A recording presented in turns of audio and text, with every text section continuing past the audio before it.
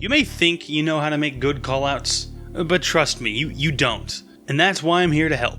But before we dive into what you're doing wrong, let's take a quick detour and imagine you're on a road trip.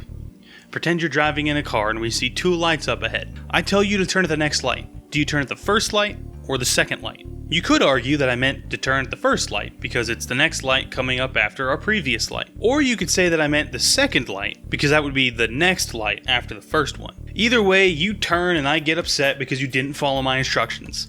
This is an example of seemingly good and understood communication that's not 100% clear to the listener.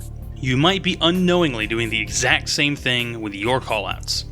Let's start with a classic example of bad callouts. In the Atheon fight in the Vault of Glass raid in Destiny 2, players must shoot these red glowing oracles in a specific order. One player must read the order and communicate it to the other two players to shoot.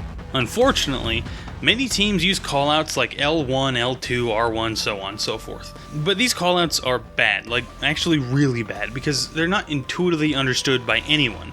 A more useful callout would be far left instead of L1, because when you hear L1 it means nothing to your primitive monkey brain, but you understand what far left is because far and left are both concepts that we engage with and understand on a daily basis. This makes it so when you hear the callout, you don't even need to think, it just happens, you know exactly what I'm talking about. This is a great example of poor communication that could very quickly and effortlessly be turned into great communication. Another example of bad callouts can be found in the first Taniks fight in the Deepstone Crypt raid. In this fight, players must pick up 2 orbs and place them into 2 of 4 different baskets. The proper basket to be placed into can only be seen by one player, who must communicate which basket to the other players. Now when it comes to callouts, many teams use poorly thought out callouts like front left, back right. The problem is the concept of the front and the back of a room is not definitive, as it changes with the perspective of the player.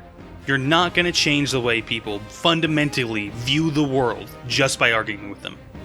The solution is to change your callouts. This kind of communication can cause a lot of problems, even if your group decides what is front and back. It does not mean that your subconscious mind also understands it. This can cause you to stall or make a mistake in the moment. That's why, instead of using front and back and trying to rewire the way your teammates think, you need to come up with a different, more objective frame of reference. And I personally think spawn and boss is the best way to go. Because everyone knows where you spawn at, and everyone knows where the boss spawns at. So if you say spawn left, we all know what bucket that is. This allows for easy communication with very little thought required. Another thing is to stop using other people's callouts. You need to learn the skill of communicating information effectively. Try it sometime. You might find that your group comes up with quicker, clearer, and more efficient callouts. These 2 examples sound like they're simple things that no one should worry about, but understanding the goals of communication and how we communicate is a very important skill. You are not just telling someone what to do. In these fast-paced encounters, you want to do that quickly, and not just on your end. You want them to instantly and intuitively understand exactly what you're saying. I encourage you all to take time and think about whatever callouts you use, whether you're playing CSGO, Overwatch, World of Warcraft, New World, or any other game. Think about the information you find yourself giving your teammates, and try to find a way to accurately define that information in the fewest possible words. The skill to do this effectively will stop people from thinking about communication so they can think about things that actually matter. Taking big ideas and making them small is my favorite way to use language.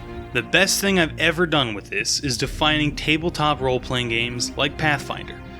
I used to find it very difficult to explain exactly what it was, but then I put together cooperative storytelling through the medium of a game.